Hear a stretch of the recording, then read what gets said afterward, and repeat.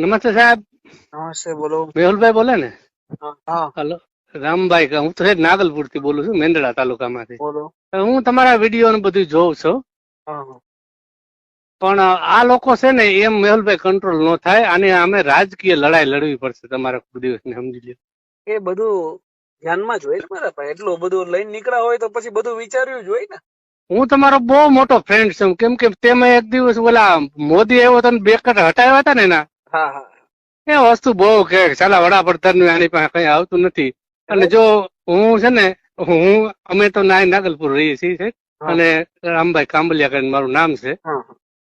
હું ભગવાનને એવી પ્રાર્થના કરું છું કે જો ભગવાન આ ગુજરાતને આવા મુખ્યમંત્રી મળે ને તો આ બધા સુધરે, બાકી અહીંયા હેઠે હાવ ભૂકો કાઢી નાખે છે ખૂબ ભાઈ. ખૂબ આભાર મારા ભાઈ. બધું થશે. જાગૃતતાની એક લહેર જોઈએ, અને એક લહેર ઈ આવશે. ધીમે ધીમે આવે, પણ આવે ખરા. સમજાણું કે નહીં? ધીમે ધીમે લોકો બોલતા તો થયા છે, હા હા. બોલતા થશે, અવાજ ઉઠાવતા થશે. લોકોમાં જયારે એ ભાવના હશે ને કે બદલાવ જોઈએ, ત્યારે ઓટોમેટિક બદલાવ આવે. બરાબર.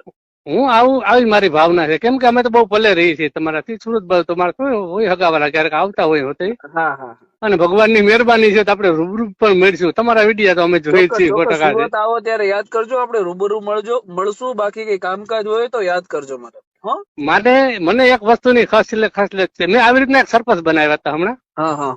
અમારે અહીંયા. આ બધા સારા કોઈ તાલુકે પૂગીને એવા સરપંચો છે, સારા માણસ ને કોઈ તો છોકરાને. રાઈટ. હવે સરપંચ બન્યો તો ચાલો ઉથમું નાખ્યું પાછું, એટલે હું આગળ રહીને તો ખોટું થયું છે. તકલીફ ન્યા જ પડે છે ને મારા ભાઈ. સત્તા મળ્યા પછી લોકો ફરી જાય છે. એ ફરી ગયા હાવ. નહીતર એને તો ગૌચર માંથી ઉપાડ્યું. તમને ઓલા ડમ્પરિયા ચાલુ કર્યા, ઓલા રોડવેજ વાળાને આપી. ના ના. હવે એને આપણે તો શું કરી શકીએ? મેં કીધું કાંઈ નથી કરવું. તો મેં તો તમારી જેમ એક વિડીયો ઉતારી લીધો હતો હા, હા. અને ઉભા રાખ્યા. તો તમને કોઈની પાસે પરમિટ નીકળી નહીં. પછી કે અમે તમને ગૌશાળામાં આપી દઉં. હું ગૌશાળાનો પ્રમુખ છું સાહેબ, રાઈટ રાઈટ. અને ગૌશાળા હંકાવું છું સારી રીતના. સરસ. કોઈ નહીં, અને કામકાજ હોય તો યાદ કરજો મારે. 100% તમારા નંબર એ માન મળ્યા. એક ભાઈ સુરત મારો દોસ્તાર છે ને, હા, હા, હા. ડુબરિયાનો છોકરો છે, મારા દોસ્તારનો છોકરો છે. Okay okay. મારી ઉંમર તો 50 વર્ષની છે. સરસ સરસ. પણ મારો કહેવાનો અર્થ એવો છે કે જો તમારા જેવા લોકો જાગૃત થઈ અને આગળ જાય ને તો આ દેશ આગળ આવશે. નહીતર ખેડૂતને મારી નાખશે, નાની પબ્લિક ને મારી નાખશે. હું તો ધારાસભ્ય જોઉં છું, સાંસદ સભ્યો જોઉં છું, આ બધું જોઉં છું. રાઈટ. હા ના, બધું થશે. ધીમે ધીમે થશે. તમે હરેશભાઈ ઠુમર ને ઓળખો? હરેશભાઈ ઠુમર ને? હરેશ ઠુમર નહીં ઓળખતો. એ સુરતમાં નામ છે, અત્યારે અમારા જિલ્લા પંચાયતના સભ્ય છે. સુરતમાં એ બહુ કઈ કોન્ટ્રાક્ટર નું કદાચ કઈ જાણમાં હોય તો.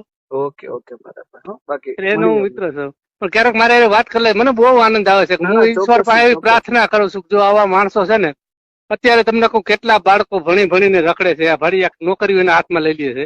રાઈટ. ત્યાંથી તમને કોઈ બધું શરૂઆત કરે. આ છોકરા રાતથી ભણ્યા હોય ને એને એ વિચાર રેખડે રાખે એમને, એની જિંદગી બરબાદ થઈ જાય છે. આપણે હું તો જોઉં છું ને અહીંયા. હા, રોજગારી નથી. રાઈટ છે. નહીં, બધું થાય, ધીમે ધીમે થાય મારા. બાકી કઈ કામ હોય તો યાદ કરો.